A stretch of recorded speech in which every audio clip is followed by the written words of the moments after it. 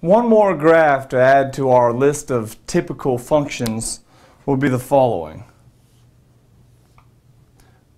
This is x, y, and if we graph the function y equals 1 over x, right, it will look like something like the following.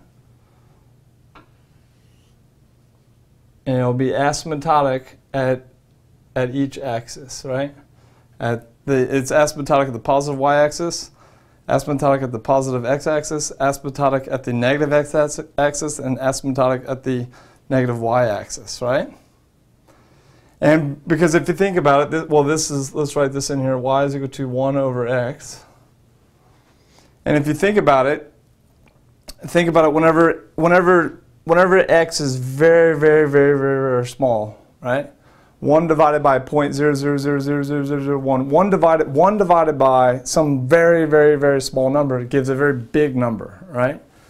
So that's why this thing shoots up to infinity, right? And the same thing on the back side, right?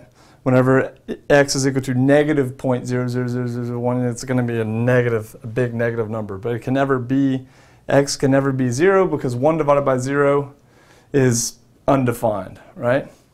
Okay, so then we would say the domain, that is the x, right? It can go from negative infinity all the way to 0, but not including 0, because x cannot be 0, right? So negative infinity to 0, and then in union with, we put that with a capital U like that, and then not including 0, so that's why we put the open parenthesis, 0 to infinity. 0, positive infinity, like that. Right? Okay.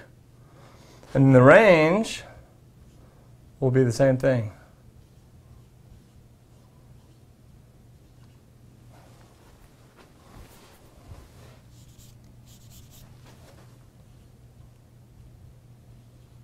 Because look, it can be negative infinity, it comes up, it cannot touch this axis, right? It gets really close.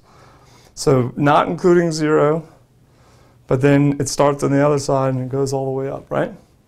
So the range is the same as the domain.